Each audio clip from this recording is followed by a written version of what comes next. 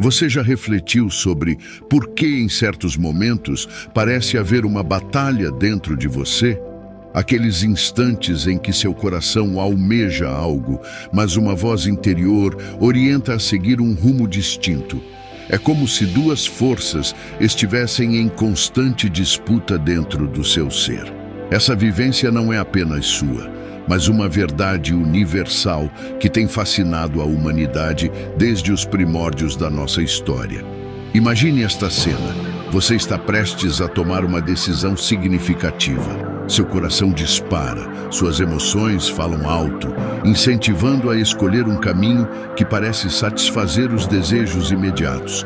Mas algo mais profundo, uma voz tranquila e serena, sugere uma direção alternativa.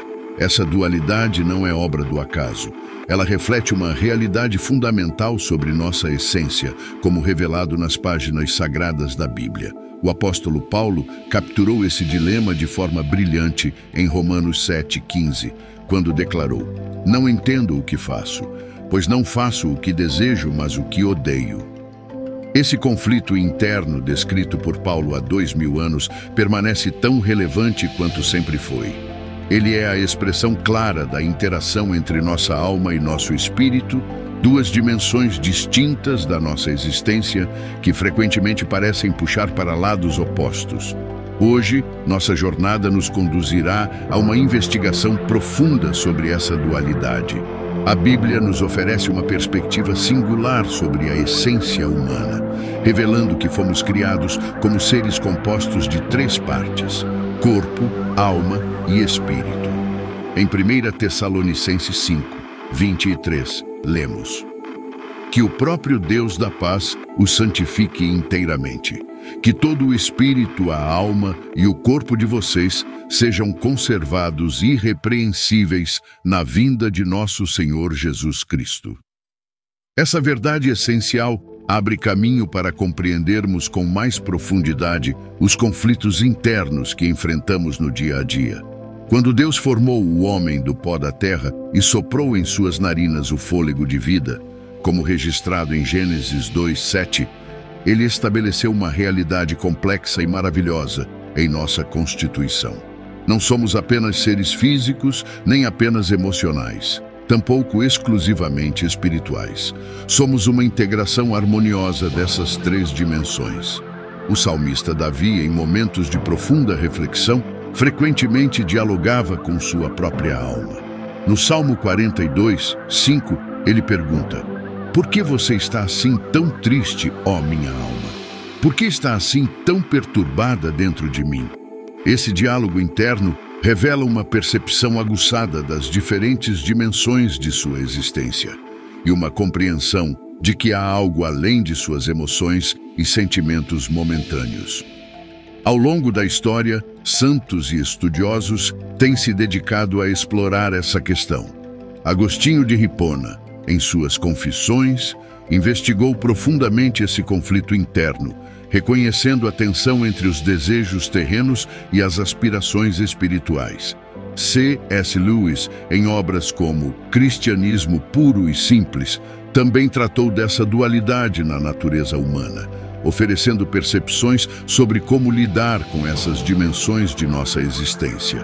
Para entender de maneira plena a distinção entre alma e espírito, precisamos voltar ao momento da criação.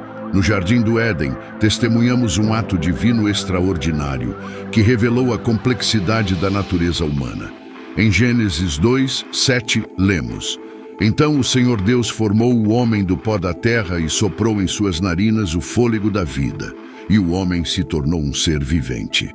Esse momento singular destaca três elementos distintos: o corpo, formado do pó, o sopro divino, o espírito, e o resultado dessa união, um ser vivente, a alma.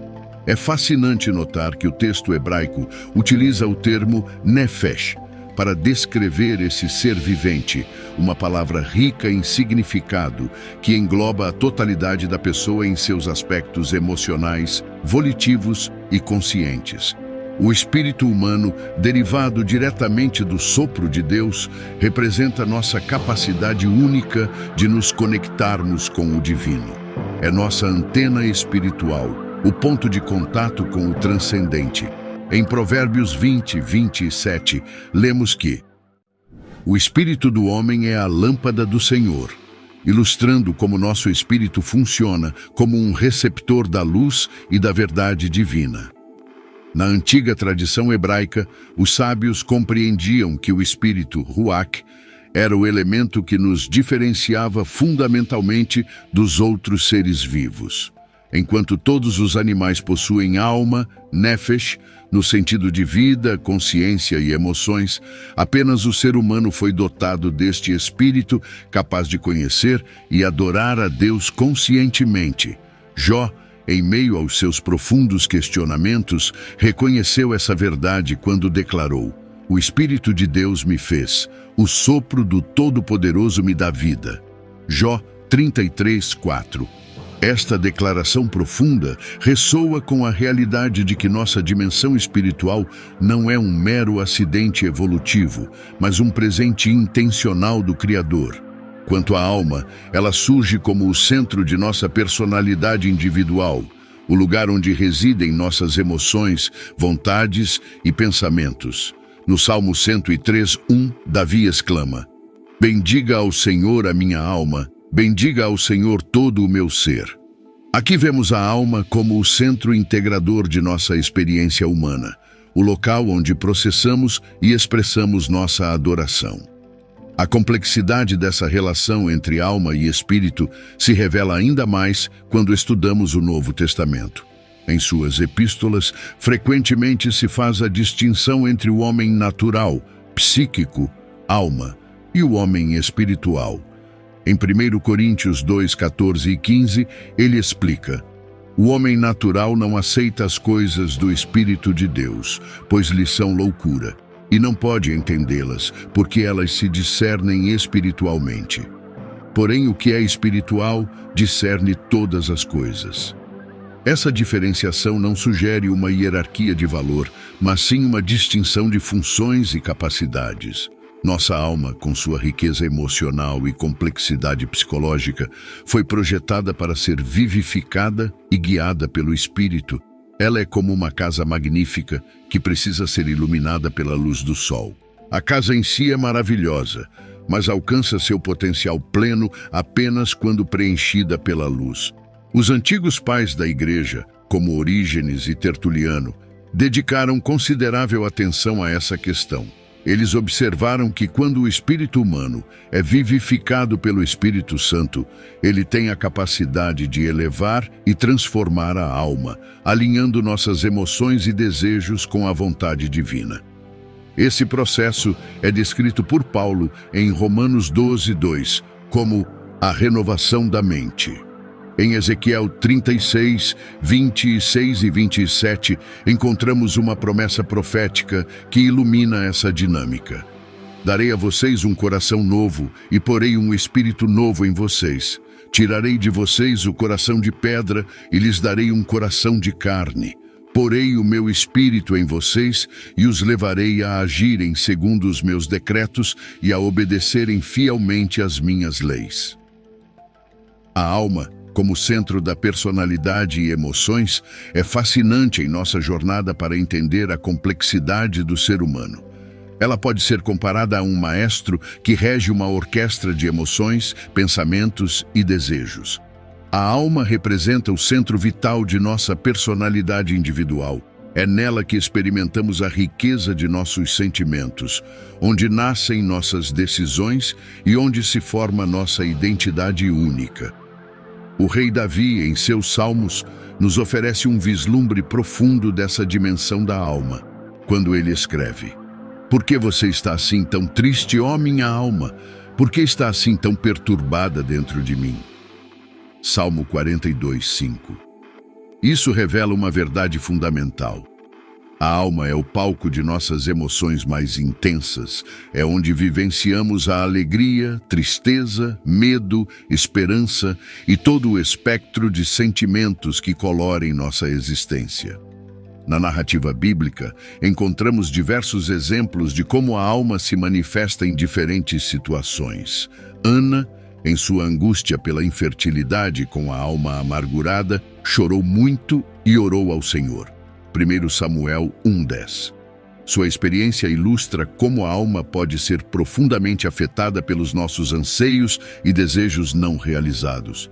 No entanto, é também através da alma que experimentamos a alegria da redenção, como quando Maria exclama: "Minha alma engrandece ao Senhor." Lucas 1:46. A alma funciona como um prisma através do qual processamos nossas experiências de vida. É como um jardim interno, onde cultivamos nossos pensamentos, emoções e desejos. Em Provérbios 23:7, lemos que: "Como imagina em sua alma, assim ele é", destacando como nossa vida interior molda quem nos tornamos. Essa verdade ressoa com descobertas modernas sobre como nossos pensamentos e emoções influenciam nosso comportamento e até mesmo nossa saúde física. Quando Jesus ensinou que devemos amar a Deus com toda a nossa alma, Marcos 12:30, ele reconheceu que nossa capacidade de amar e nos relacionar está intrinsecamente ligada a esta dimensão de nosso ser. A alma é o lugar onde o amor toma forma, onde a devoção se desenvolve, onde os relacionamentos ganham profundidade e significado. No livro de Cantares, encontramos uma bela expressão desta realidade: "A alma desfalece por aquele a quem amo." Cantares 5:6. Este texto poético captura a intensidade com que a alma pode se envolver em um relacionamento, seja com outras pessoas ou com o próprio Deus. A alma também é o centro de nossas decisões morais e éticas. Quando José enfrentou a tentação com a esposa de Potifar, foi em sua alma que a batalha moral se desenrolou. Sua decisão de permanecer fiel aos seus princípios ilustra como a alma pode ser fortalecida para resistir às tentações quando alinhada com valores superiores. No entanto, a alma também pode ser fonte de conflitos internos. Paulo expressa esta luta em Romanos 7:21 e 23. "Encontro esta lei operando em mim. Quando quero fazer o bem, o mal está junto a mim." Esta tensão dentro da alma revela nossa necessidade de direção e transformação espiritual. É crucial entender que, embora a alma seja o centro de nossa personalidade, não foi projetada para operar de forma independente.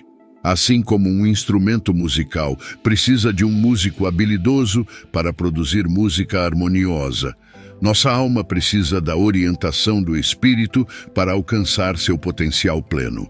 Eclesiastes nos lembra que Deus pôs a eternidade no coração do homem.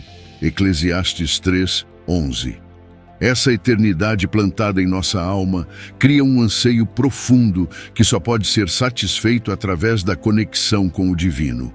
Santo Agostinho captou essa verdade em sua famosa declaração: "Nosso coração está inquieto até que encontre descanso em ti." O Espírito, nossa conexão divina, é a dimensão mais profunda e misteriosa de nossa existência. Ele nos conecta diretamente com o Criador, nossa bússola interna que aponta constantemente para Deus. Em João 4:24, Jesus declara: "Deus é Espírito e é necessário que os seus adoradores o adorem em espírito e em verdade." Esta afirmação revela a natureza única de nossa capacidade espiritual. O espírito humano pode ser comparado a uma antena celestial, sintonizada para captar as frequências divinas. É através dele que percebemos a presença de Deus, discernimos sua voz e experimentamos sua orientação. Paulo enfatiza essa realidade em Romanos 8:16. O próprio Espírito testifica com o nosso espírito que somos filhos de Deus. Diferente da alma, que se ocupa com nossas emoções e pensamentos terrenos, o Espírito opera em um plano mais elevado. É o lugar onde a adoração verdadeira acontece, onde a comunhão com Deus se estabelece em sua forma mais pura. Em 1 Coríntios 2:11, Paulo explica: "Pois quem conhece os pensamentos do homem a não ser o espírito do homem que nele está? Da mesma forma, ninguém conhece os pensamentos de Deus, a não ser o Espírito de Deus. A história de Daniel nos oferece um exemplo notável de alguém que cultivou uma vida espiritual vibrante. Em Daniel 6:3, lemos que havia nele um espírito excelente. Esta excelência espiritual não era apenas uma qualidade mística, mas se manifestava em sabedoria prática, discernimento aguçado e integridade inabalável. O profeta Ezequiel recebeu uma visão poderosa sobre a natureza transformadora do espírito. Em Ezequiel 36, 26 e 27, Deus promete: darei a vocês um coração novo e porei um espírito novo em vocês. Esta renovação espiritual é mais do que uma simples mudança de comportamento. É uma transformação profunda que afeta toda a nossa natureza. Quando o Espírito Santo se conecta com nosso espírito humano, ocorre uma sinergia divina. Paulo descreve este fenômeno em Romanos 8:26. O Espírito nos ajuda em nossa fraqueza, pois não sabemos como orar apropriadamente, mas o próprio Espírito intercede por nós com gemidos inexprimíveis. Essa interação misteriosa entre o divino e o humano transcende nossa compreensão racional. A vida de Jesus exemplifica perfeitamente a primazia do Espírito sobre as demandas da alma e do corpo. No deserto, quando tentado pelo diabo, Jesus respondeu: nem só de pão viverá o homem, mas de toda palavra que procede da boca de Deus. Mateus 4:4. Sua resposta demonstra como o Espírito, quando fortalecido pela verdade divina, pode governar sobre os apetites naturais. O desenvolvimento espiritual não ocorre automaticamente, requer cultivo intencional, como Paulo instruiu em Efésios 4:23. Sejam renovados no modo de pensar. Esta renovação começa no espírito e se reflete em nossa mente e emoções. É um processo de transformação contínua, onde gradualmente nos tornamos mais sintonizados com a vontade de Deus. Os místicos cristãos ao longo da história sempre enfatizaram a importância do silêncio e da contemplação para nutrir o espírito. Em Salmo 46:10, encontramos o convite divino: aquietai-vos e sabei que eu sou Deus. Este aquietar-se não é mera ausência de ruído, mas uma postura espiritual diante da presença divina. A batalha interna na profundidade do ser humano se desenrola em uma batalha silenciosa, mas intensa, entre as forças da alma e do espírito. Paulo captura essa realidade em Gálatas 5:17. Pois a carne deseja o que é contrário ao espírito, e o espírito o que é contrário à carne. Eles estão em conflito um com o outro. Esta tensão interior não é um sinal de espiritualidade, mas uma realidade da nossa condição humana. A batalha interna se manifesta em nossa vida diária de inúmeras formas, como quando sabemos que devemos perdoar, mas nossos sentimentos clamam por vingança. Quando reconhecemos a necessidade de orar, mas nosso corpo anseia por mais sono. Quando entendemos o valor do jejum, mas nossa alma deseja satisfação imediata. São momentos em que experimentamos vividamente o conflito entre nossos desejos naturais e nossas aspirações espirituais. O rei Davi, homem segundo o coração de Deus, não estava imune a essa luta. Seus salmos frequentemente revelam um embate entre suas inclinações humanas e seu anelo por santidade. No Salmo 51, após seu pecado com Batseba, ele clama: cria em mim um coração puro, ó Deus, e renova dentro de mim um espírito estável. Este grito do coração exemplifica o reconhecimento da necessidade de alinhamento entre alma e espírito. Pedro, o apóstolo, viveu dramaticamente essa batalha na noite da traição de Jesus. Seu espírito estava disposto a permanecer fiel, mas sua alma, dominada pelo medo, o levou a negar seu mestre 3 vezes. Jesus havia alertado: o espírito está pronto, mas a carne é fraca. Mateus 26:41. Esta experiência de Pedro nos ensina sobre a necessidade de vigilância constante em nossa vida espiritual. A vitória nesta batalha interna não vem através da supressão da alma, mas através de sua submissão ao governo do Espírito. É como uma dança harmoniosa, onde o Espírito conduz e a alma segue, cada um cumprindo seu papel designado por Deus. Paulo descreve este processo em 2 Coríntios 10:5.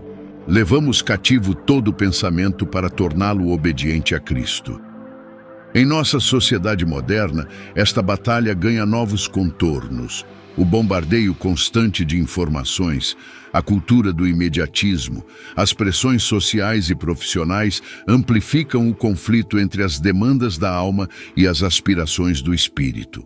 Como navegamos por essas águas turbulentas, mantendo nossa integridade espiritual? A resposta encontra-se no desenvolvimento de uma vida interior disciplinada. Jesus frequentemente se retirava para lugares solitários para orar, demonstrando a importância de momentos de quietude para fortalecer o espírito. Essa prática não era apenas um ritual religioso, mas uma necessidade vital para manter a primazia do espírito sobre as demandas da alma. Tiago nos oferece uma perspectiva prática sobre esta batalha quando escreve: aproximem-se de Deus e Ele se aproximará de vocês. Tiago 4:8. Este movimento de aproximação é tanto uma decisão consciente quanto uma rendição espiritual. É reconhecer que nossa força para essa batalha vem não de nossa própria determinação, mas da graça divina operando em nós. A transformação e renovação espiritual é uma jornada progressiva, não um evento isolado. Paulo descreve este processo em 2 Coríntios 3:18. E todos nós, que com a face descoberta, contemplamos a glória do Senhor segundo a sua imagem, estamos sendo transformados com glória cada vez maior. Essa metamorfose espiritual acontece gradualmente à medida que permitimos que o Espírito assuma sua posição de liderança em nossa vida. O processo de renovação começa com um reconhecimento profundo de nossa necessidade, como Jesus ensinou em João 3:6.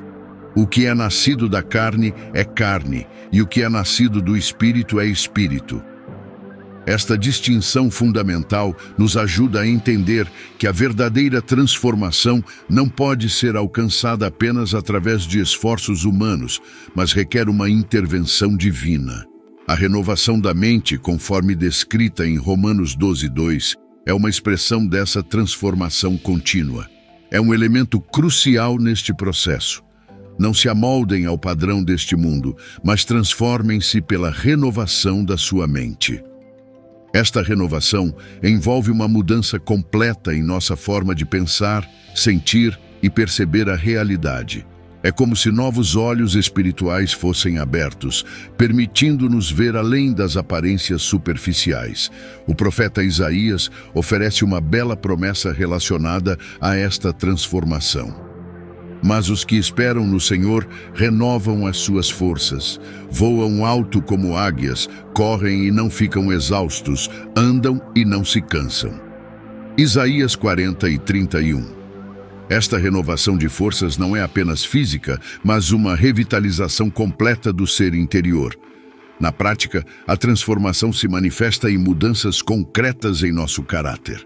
O fruto do Espírito descrito em Gálatas 5:22-23. Amor, alegria, paz, paciência, amabilidade, bondade, fidelidade, mansidão e domínio próprio. Começa a se desenvolver naturalmente em nossa vida. Não são características que forçamos a existir, mas resultados naturais de um espírito renovado. Jesus usa a metáfora da videira e dos ramos em João 15 para ilustrar como essa transformação ocorre.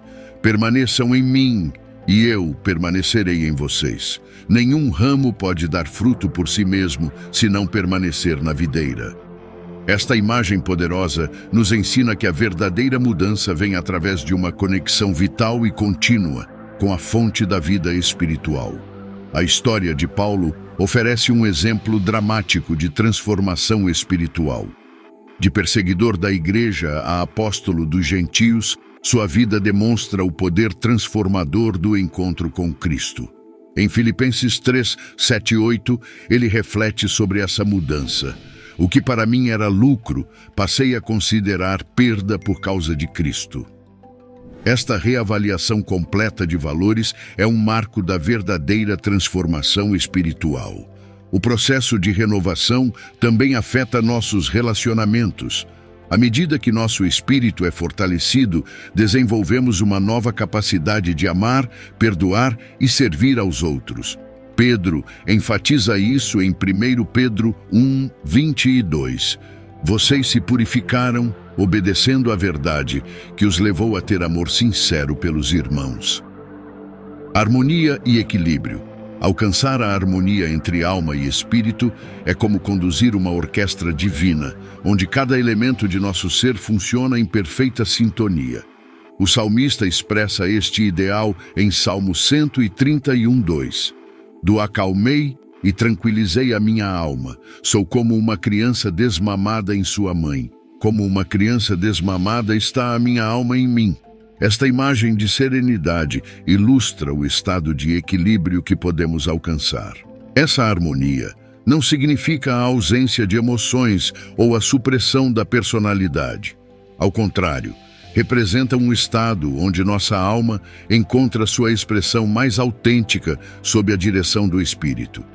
Jesus mesmo demonstrou toda a gama de emoções humanas: alegria, tristeza, indignação, mas sempre em perfeito equilíbrio com sua natureza espiritual. O segredo para esse equilíbrio está no que Paulo chama de andar no Espírito. Gálatas 5,16. É um processo dinâmico, como uma dança, onde cada passo é guiado por uma música celestial. Quando andamos no Espírito, nossas emoções não nos dominam, mas enriquecem nossa experiência de vida sob a orientação divina. Na prática, esse equilíbrio se manifesta em várias áreas de nossa vida. Em nossos relacionamentos, aprendemos a amar com sabedoria, combinando o calor do afeto com o discernimento espiritual. Em nossas decisões, integramos tanto a razão quanto a intuição espiritual. Em nosso trabalho, unimos competência profissional com propósito divino. O livro de Provérbios nos oferece inúmeros exemplos dessa equilibrada. Em Provérbios 16, 32, lemos: melhor é o homem paciente do que o guerreiro, mais vale controlar o seu espírito do que conquistar uma cidade. Esse autocontrole não é repressão, mas o fruto de um espírito maduro, guiando nossa natureza emocional. Daniel exemplifica perfeitamente essa harmonia em sua vida. Em meio à pressão da cultura babilônica, ele manteve sua integridade espiritual sem se tornar um recluso antissocial. Sua excelência profissional, combinada com sua devoção espiritual, demonstra como podemos integrar todos os aspectos de nossa vida sob a direção divina. O equilíbrio também se manifesta em nossa vida devocional. A oração se torna não apenas uma disciplina espiritual, mas uma expressão natural de nossa alma. O estudo da palavra não é apenas um exercício intelectual, mas um encontro transformador que envolve tanto nossa mente quanto nosso espírito. Jesus ensinou sobre esse equilíbrio quando instruiu seus discípulos a serem prudentes como as serpentes e simples como as pombas. Mateus 10, 16. Essa combinação de sabedoria prática com pureza espiritual ilustra o ideal de uma vida integrada, onde não há dicotomia entre o sagrado e o secular. A harmonia interior também se reflete em nossa adoração. Paulo fala em adorar em espírito e em verdade, onde nossa expressão emocional é autêntica, mas guiada pelo discernimento espiritual. É uma adoração que envolve todo o nosso ser, corpo, alma e espírito, em uma sinfonia de louvor. Chegamos ao ponto onde precisamos traduzir todo este conhecimento em ações concretas, como Jesus ensinou. Todo aquele que ouve estas minhas palavras e as pratica é como um homem prudente que construiu sua casa sobre a rocha. Mateus 7:24. A verdadeira sabedoria sempre se manifesta na aplicação prática. Para cultivar uma vida espiritual equilibrada, podemos estabelecer práticas diárias que nutram tanto nossa alma quanto nosso espírito. O início do dia é um momento crucial. Como Davi declarou: "Pela manhã, Senhor, tu ouves a minha voz. Pela manhã te apresento minha oração e aguardo com esperança." Salmo 5:3. Este hábito de buscar a Deus nas primeiras horas estabelece o tom para todo o dia. O discernimento entre os movimentos da alma e as direções do espírito requer prática constante. Paulo nos ensina em Hebreus 5:14 que o alimento sólido é para os maduros, os quais, pelo exercício constante, tornaram aptos para discernir tanto o bem quanto o mal. Esse discernimento se desenvolve através da familiaridade com a palavra de Deus e da intimidade com o Espírito Santo. Na vida profissional, podemos aplicar esses princípios buscando excelência em nosso trabalho, enquanto mantemos nossa integridade espiritual. José no Egito é um exemplo perfeito. Ele administrou um reino inteiro sem comprometer seus valores espirituais. Sua história nos ensina que podemos ser bem-sucedidos profissionalmente sem sacrificar nossa vida espiritual. Nos relacionamentos, a aplicação desses princípios se manifesta em uma nova qualidade de amor. João nos lembra que amamos porque ele nos amou primeiro. 1 João 4:19. Este amor, fluindo do espírito para a alma, nos capacita a amar, mesmo quando emocionalmente seria difícil ou impossível. É um amor que transcende os sentimentos naturais e reflete o próprio caráter de Deus. A gestão de nossas emoções também ganha uma nova dimensão. Não se trata de suprimir sentimentos, mas de processá-los sob a luz do Espírito, como Paulo ensina em Filipenses 4:6-7. Não andem ansiosos por coisa alguma, mas em tudo, pela oração e súplicas, e com ação de graças, apresentem seus pedidos a Deus. Esta prática nos leva à paz que excede todo o entendimento. Na era digital, precisamos ser especialmente vigilantes para manter esse equilíbrio. O bombardeio constante de informações e estímulos pode facilmente sobrecarregar nossa alma e abafar a voz suave do espírito. Estabelecer momentos regulares de silêncio e contemplação torna-se ainda mais crucial. A comunidade de fé desempenha um papel vital nesta jornada. Hebreus 10:24-25 nos exorta a considerar uns aos outros para nos incentivarmos ao amor e às boas obras. O crescimento espiritual não acontece no isolamento, mas na comunhão com outros crentes que compartilham a mesma busca. Finalmente, devemos lembrar que esta jornada é um processo contínuo. Paulo reconhece em Filipenses 3:12: "Não que eu já tenha obtido tudo isso, ou tenha sido aperfeiçoado, mas prossigo para alcançá-lo." Cada dia é uma nova oportunidade para crescer na graça e no conhecimento de nosso Senhor. Nossa jornada, através destes 8 capítulos, nos levou a uma compreensão mais profunda da maravilhosa complexidade do ser humano, especialmente no que diz respeito à distinção e interação entre alma e espírito. Como um mosaico divino, cada capítulo contribuiu para formar uma imagem mais clara desta verdade fundamental.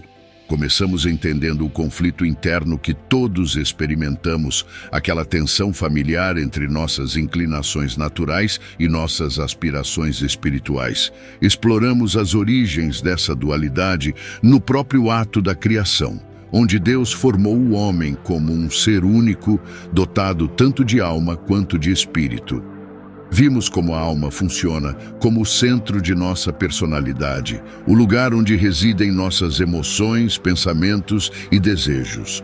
O espírito, por sua vez, revelou-se como nossa conexão direta com o divino, aquela dimensão que nos permite comunhão íntima com Deus. A batalha entre essas duas dimensões não é algo a ser temido, mas compreendido como parte natural de nosso crescimento espiritual. É através desta batalha que somos refinados e transformados como ouro purificado no fogo. O processo de transformação e renovação que estudamos não é uma jornada solitária. O Espírito Santo é nosso guia constante, nos conduzindo a uma harmonia cada vez maior entre nossa natureza espiritual e nossa realidade humana. Como Jesus nos ensinou em João 15, 5. Eu sou a videira, vocês são os ramos. Se alguém permanecer em mim e eu nele, esse dá muito fruto. Esta verdade fundamental resume nossa jornada. É na conexão vital com Cristo que encontramos a fonte de toda a transformação verdadeira. Que possamos, como Paulo, dizer com convicção: já não sou eu quem vive, mas Cristo vive em mim. Gálatas 2:20. Esta é a meta final de nossa jornada espiritual. Uma vida onde alma e espírito funcionam em perfeita harmonia sob a direção do Espírito Santo.